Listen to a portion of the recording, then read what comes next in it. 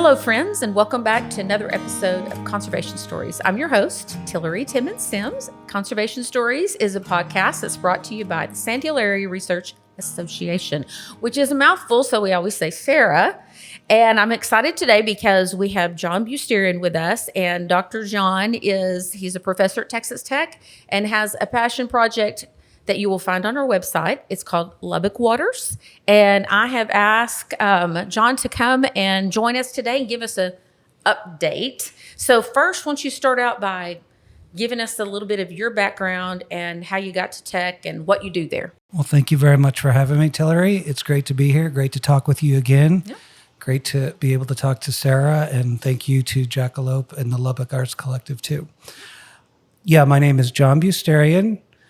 I studied English and economics in college. I later got a PhD in Spanish and moved to Lubbock in 2005. Okay. My daughter grew up here, and I teach college students, but one of my favorite experiences here is when she was in 5th grade and went to talk to them about the region and all my interests in the region from the history and especially the ecology and about conservation. So was it kind of just in like the Spanish roots of this area, like that what got you interested, or have you just always been interested in like, I want to know the history of the places that I live?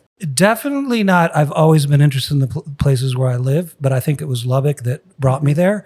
When I moved here, I did a talk downtown in the Civic Center, and I asked, and I saw there was Coronado High School, and I was like, so where's the book? I want to teach about Spanish and the history of Lubbock. And there wasn't one. And it's been, like I said, 20 years. Finally, I am part of a group of professors, and we have a book coming out on that history. Right. I've been teaching classes about that. That's made me interested in history since the Dust Bowl in this area, but all the way back to the period when people lived here and they don't even have names as tribes of people. Yes. They still don't have names. I mean, they're named by what technology they use. So it's funny. There's a history professor at Tech who's written a book about my region, which is the Great Lakes region where there's a lot of water.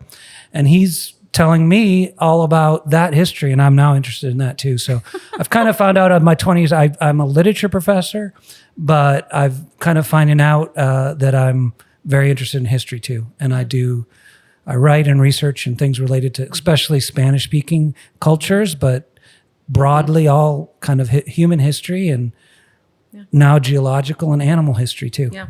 Well, this is it's a more fascinating area, I think, than people give us credit for. So I've been reading a book about our area called Heaven's Harsh Tableland by Paul Carlson. Right? Carlson, yes. So great book, and I'm learning a lot about this region, a lot about him, and love to have him on the podcast to talk about that book. It's a great one. You know, I've noticed like that this area, like we're different from Amarillo and we're different from Midland, and why is that? And he talks about those things and the people that started our areas and our towns and stuff, and the difference in the cultures that they brought with them, you know. And so I'm still in the beginning of the book and learning about the different tribes that came through and stopped, you know, along the way, and didn't realize how much of a trading center this area was, you know. And so I think it's fascinating. Yeah, I do too. That particular book, for those of the audience that are in Lubbock, if they go down to one of my favorite places in Lubbock, to Hebrew's Coffee, there's a book that he wrote with some other people to celebrate the centennial of Texas Tech. And it's amazing photographs and it's down, I mean, it's in the coffee shop there, the book, but I recommend you go and take a look at it. Yeah, he's done a deep history, which is, you know, kind of before people even arrived here. Yes. Looked at it, and more kind of in the 20th century he's looked at. Yeah, it's a very approachable book. It's readable. It's not, I mean, I know I'm weird.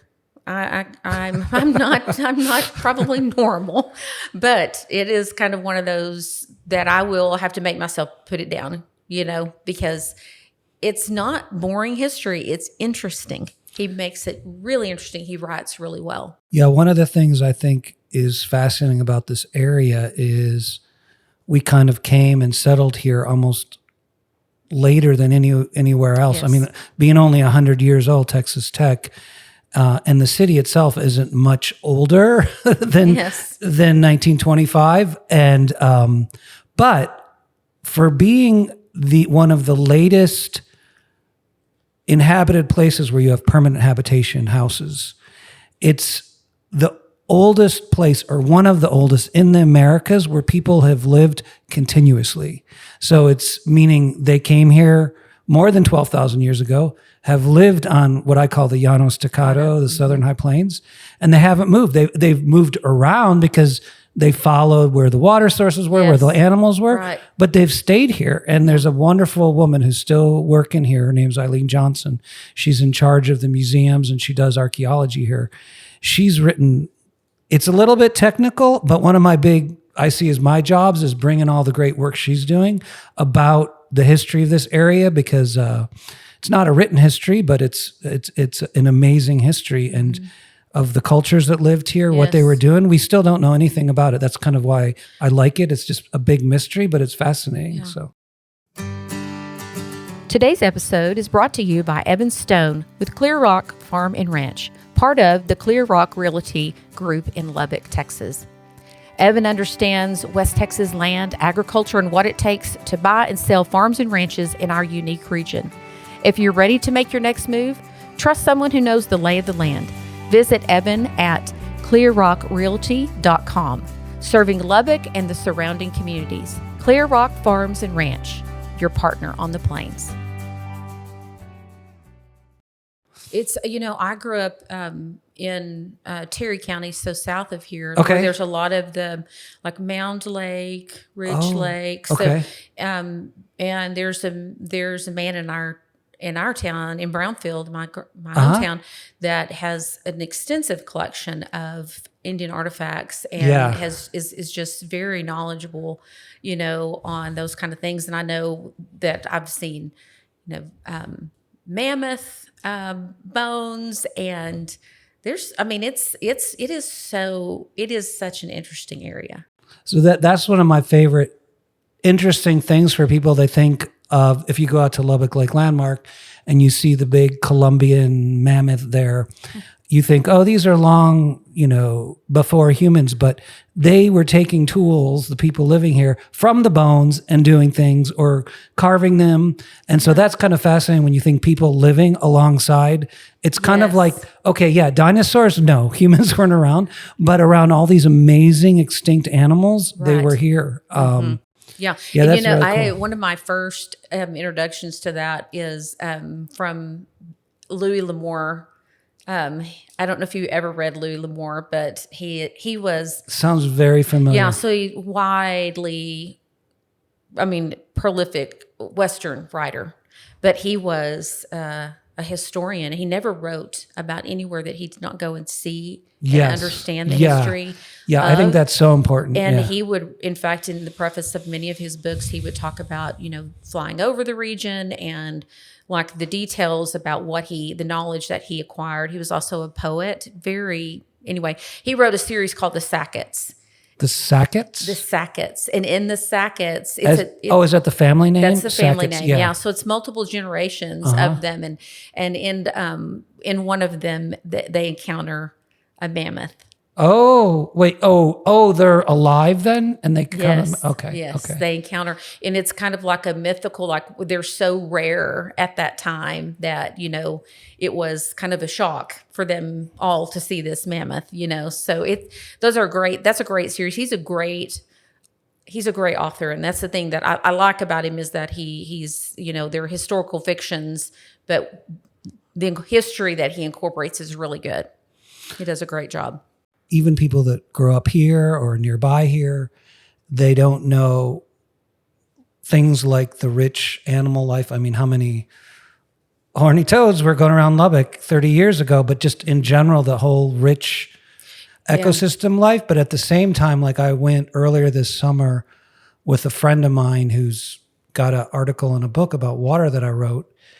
He took us out to where he works. He works for the USDA, in the ranch land where he's regulating the water.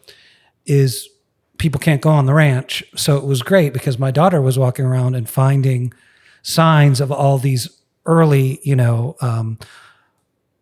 600 to 6,000 year old artifacts still on and I'm like, just leave those, because these are really, and so they're very important. Yeah. And so in places that people haven't been able to take, like your friend in Cary. Right. But I mean, I do know a lot of towns here where there's amazing stuff, both in people's houses and in local museums, all through the, from the Panhandle all the way down here. We have, in fact, a stone, a grinding stone with the, that we found on some of my father-in-law's land. See, I think that's fascinating because that's when I mentioned Eileen Johnson before. People generally think that it was kind of just hunting, but there were all kinds of places where there was either, she's found evidence that there was also agrarian examples. Right. Yeah. I know, and Paul mentions in his book, like, there were, I think it's in that book, I can't remember now, but anyway, there were things that they would plant that they could come back and get at the next season, like carrots or potatoes or, things like that. So anyway, fascinating. I love this. I love the history. And really, I guess it was in studying history. Is that what led you to water and the reality of our water system, or the way water works here? I can't put a pinpoint on any specific thing. I would say that when I got here, like I said, I wanted to find that class about the history and Spanish here, Spanish-speaking cultures, Spanish-speaking people. Did the people just arrive, or were the people here before we? When were they here? And but the main topic that I'm a literature professor first and foremost, and culture professor. And when I first got here, I was just fascinated by animals, and I would say my interest in animals and the history of animals in the region brought me to water. I can't say anything specific except early on when I would even be teaching something like Don Quixote, which is this really important novel. It's like the most translated novel after the Bible. I mean, it's a very well-renowned novel. I taught a class on that, but we went up to Nazareth, Texas to learn about Daryl Birkenfeld's Ogallala Commons. We found out about his house and how he was capturing water, how he has a really rich harvest there on his land, and about went to his Playa Lake classroom. And I've always combined things that people wouldn't think you could combine. And so I think that was probably the biggest single thing that brought me to water. I'm not really, really sure, except that if I think about it, my subconscious, it might be I come from a place where water is all over the place, and I've lived here for 20 years, and I would say, and I like taking walks every day, and especially with the dogs that I've had while I've lived here. And I was always fascinated by the water system that flows through Lubbock, which is the largest urban waterscape in the country specifically waterscape that uses reused water. And for many years, I always just admired it and thought it was a thing of the past. But the guy who did it, Jim Bertram, who was the director of city planning in Lubbock in the early 70s, essentially did it. And we're now friends. He lives out in Ransom Canyon, and I've written an article, a chapter in a book that I have with him. And with respect, new things of water happening with respect to Lubbock. He's been an advisory person, and I'm amazed that he's still around, and it's great. And I'm glad. I don't really know that. I grew up, of course, with a well. Lived for many years with my own well, and then so really about 13 years ago we moved to Lubbock. So it's the first time I've ever not had my own well. Yeah. And so I've heard that like Lubbock's, like their planning for water has always been kind of ahead of the times, which is not something I think you would say a whole lot for Lubbock all the time, Yeah. But it is it is interesting, and I did not know until you just said that we're the largest urban center for water reuse. That reuses dirty water and then puts it back into a system. The park we have, this is the first water conservation district in the country, and this is way back. But later on, so Lubbock in particular, but the Southern High Plains. I forget what number we are, and if you guys want the details of this, it's pretty interesting, and I could figure it out. Right, I knew there was. I think. Well, that we were the first district in the state, but I don't think I recognized on the national level. I think it's in the national level. Wow. Okay. And I think that's important for the story that I'm about to tell, because I think that might have something to do with me being, I found that out later. Yeah. But Jim, well, what we had basically in the late 60s and before, we used the canyons, in the region basically to throw all our junk. Yes. And people still do that in some parts. Yeah. And those canyons, essentially our major source of water is the Ogallala Aquifer. Mm-hmm. Sometimes there are creeks that get water, but there's no flowing river in this area. Right. Even the lakes are not real lakes. Right. We have playa lakes, but what we have is the Ogallala. Right. Your pump gets water related to your well pump. We were throwing a lot of bad water in the east side, and he basically got money, first of all, to clean up all the mess, which were cars, and what did it was the tornado, because we got federal funding to clean up, and he did a combined thing with the federal government, the state government, Parks and Rec, and Lubbock. He actually got a bond to pass to clean up all of our canyons and the water system. He built those berms or dams. Mm-hmm. And created that lake system which flows. And so when I said the longest urban water park area, I was referring to the system where he takes the water just past where it's just near where the Lubbock Lake landmark is on the other side of the expressway, and then it flows for like 6 miles into Dunbar Lake. Right. That's the lake system that I'm talking about, which I've always thought was just a natural water flow, but really water gets cleaner as it goes. It's a natural cleaning system.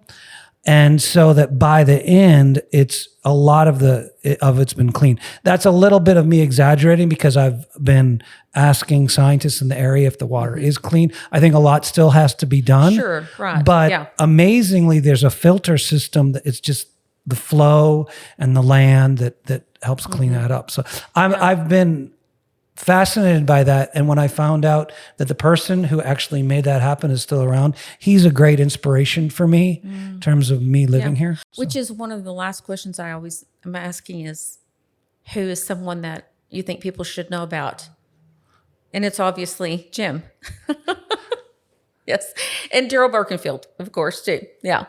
Both of them very instrumental in your interest and the awareness of our water around us. But that system, I've always gone back and forth, and my husband and I have speculated on why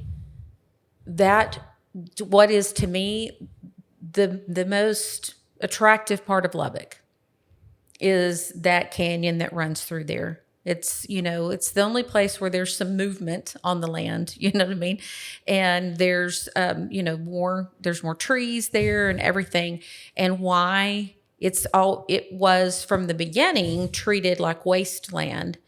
And we've speculated that it's because you couldn't farm it. You couldn't make an income off of it.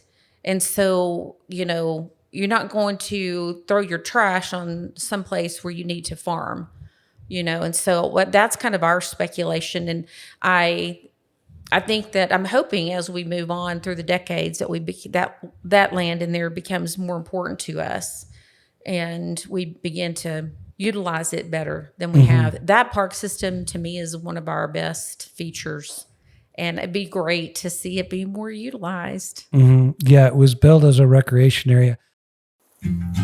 Out here on the Texas Plains, water is everything. And there's a resource that's as vital as it is fragile, our playa lakes. These lakes are nature's reservoir, catching rainwater to recharge our aquifer and provide lifelines for wildlife. But now they need our help. In collaboration with the Texas Ply Lakes Conservation Initiative and the Cargill Global Water Challenge, Sarah has started the Our Legacy is Tomorrow's Water initiative to inspire and work with landowners to restore and protect our Ply Lakes. Each playa we save helps secure a sustainable water future for the generations that will be coming after us. Whether it's improving soil health, restoring habitats, or recharging groundwater, we are committed to making a difference.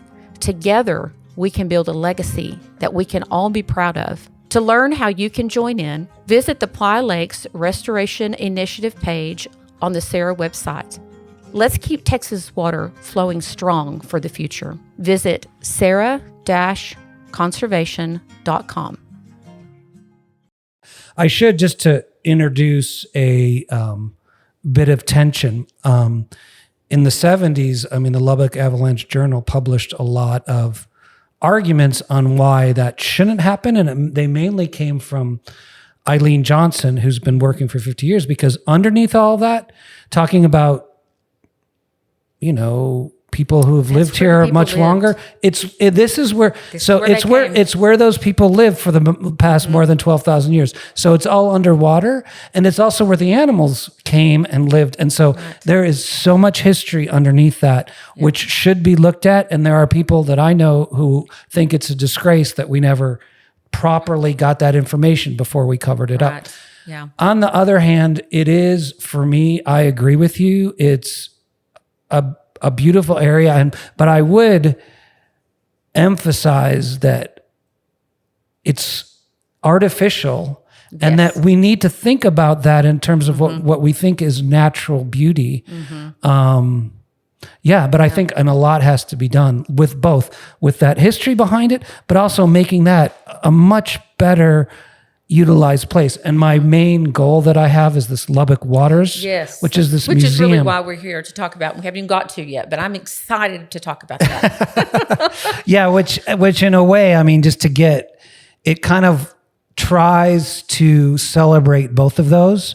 When my daughter grew up here, there wasn't the lazy river pool, and even that for people who live in Lubbock is not really accessible. It's more of a Big 12 university thing. And I'm more interested in kids having a place to have fun, but not even knowing when they have fun, they're learning amazing things. They're learning that you don't just turn on a tap or go to the bathroom and water comes and goes and you don't know where it goes or where it comes from.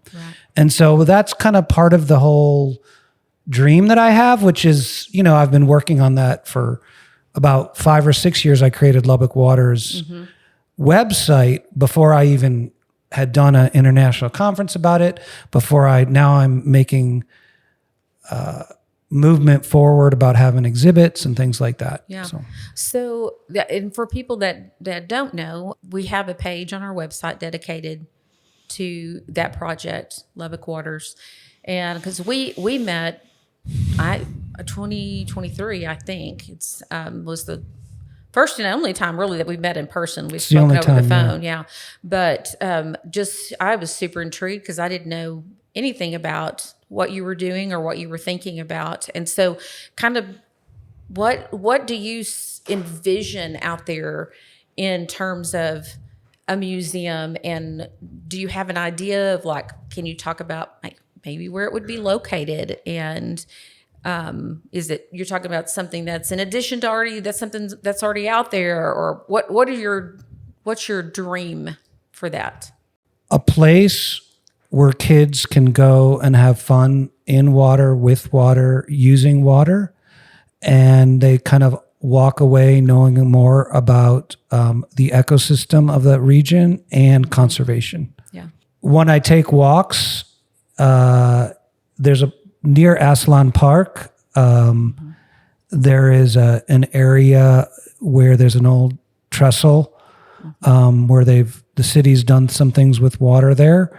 There's a specific area. When we were talking before about the canyon, still, if you go through that canyon, Yellow House Canyon, we still have junkyards in that area because probably for a lot of reasons, I think, I'm from Detroit. and the river was used just as industrial ways and waste. And only now are there otters and more information about that river happening. And in the same way, I'm hoping that there will be more about that canyon that people know about. People will be excited going it. I'm definitely not interested that the Lubbock Waters be like a river walk at all. Yeah. I'm interested in, by river walk, I mean various restaurants and places that people go to San Antonio to go to these. I'm interested in people coming to Lubbock, making this actually a place on the map where people would want to go to be at this Lubbock Waters place. But I do see it. Museum is the best word that I use for it, but I see it as a community place, both for people to go and bring their families, but also the best and smartest people who are working with water and involved in water, things that are going on with Sarah about, water.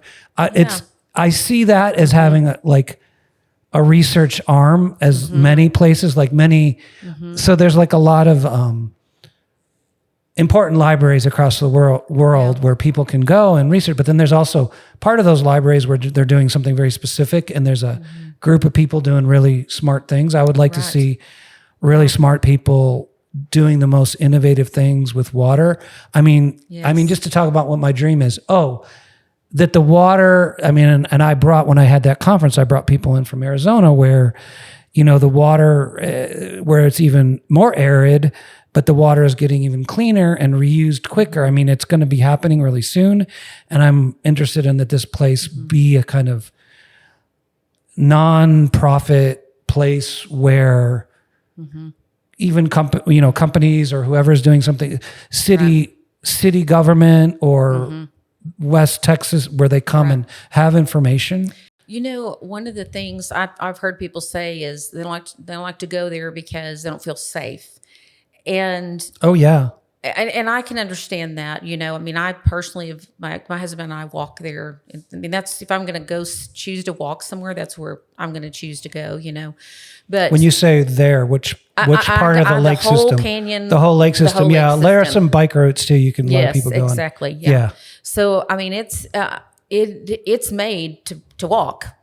It really is. It's one of the few long walkable pathways that we have, but I know that one time I was at the amphitheater at a Moonlight musical, and the director there gave the statistics of crime in that little area, and it has just disappeared when they put that amphitheater in. The crime rate went down so much. Yeah. And that's something I thought of, was like, how do we, there's a lot of good people that live around there that could utilize that, not just, bringing in people from the southwest part of Lubbock to utilize it, but there's so many, families and people in that area that, it's in their backyard, and making something that is easily accessible to them, that's safe. Yeah. That's really appealing to me too. No, thank you for saying that.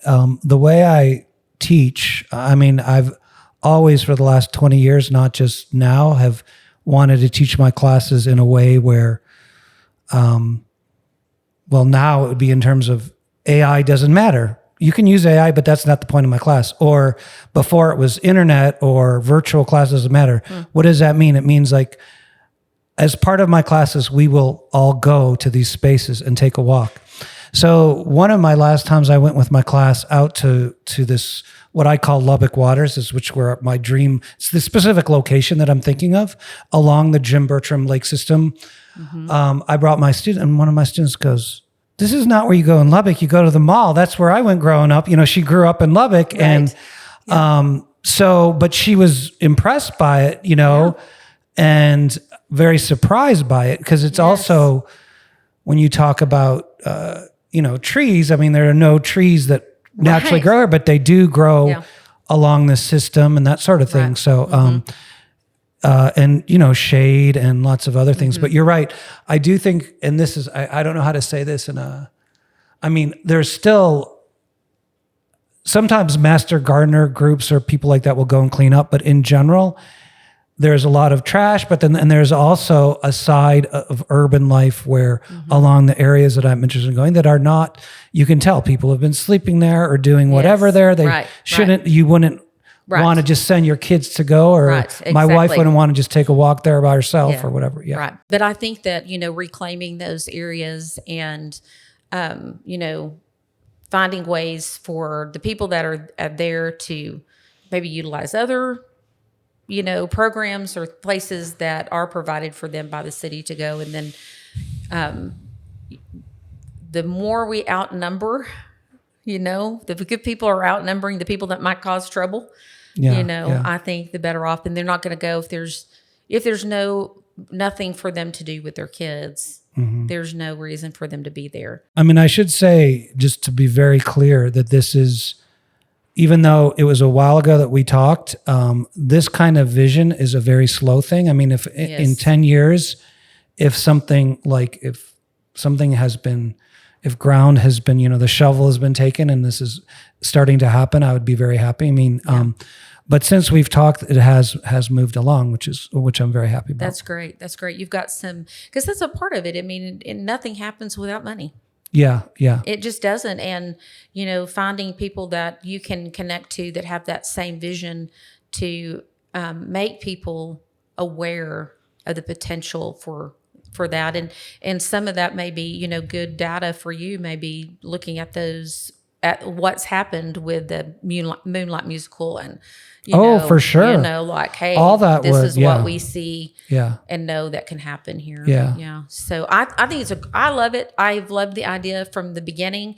And I think, there's been a lot of frustration about the lack of places for people to go. And I know the splash pads have become important, right. There's really, and then there's a small, at the Tech, the Ranching Heritage Center, there's a small little river that the kids can, it's not even a river, it's just a little puddle. But love it. Yeah, I've been there. I love all that work. In that Hank the Cow Dog exhibit. That's kind of similar to the place I'm thinking. I'm thinking of. Yeah, I think that's the other thing. The more that we can do and provide good things, some people get used to thinking there's not anything here to do, and there really are things to do. Sometimes you just have to dig to find them. Well, thanks, John, for joining us, and people will put up link to the webpage and all that kind of stuff, and put up your information. So if people are interested in learning more about the vision or how they might contribute, love for them to connect with you. I would thank you for that. Again, I'm John Beusterien. I'm doing Lubbock Waters this year. I'm involved mostly at Texas Tech. It's not my full-time job to do Lubbock Waters, but I have a lot of support and people helping me this year. Our goal is we've created the storyboard for an animation for the first exhibit, and we plan on piloting that. Actually, not for a whole year, but we're developing it this year. And that's just one exhibit, which will be accompanied by other exhibits. We want to pilot it at schools in Lubbock, but also other places like museum in San Angelo, and a library. And so those are some of the things that we're looking forward in the future. That's great. Great. Good to know. Well, thank you for being here, and thank you, friends, for joining us for another episode of Conservation Stories. And we hope you've enjoyed this and that you will get a hold of John if you've got some interest in learning more and how you can help. We will see you again on the next episode.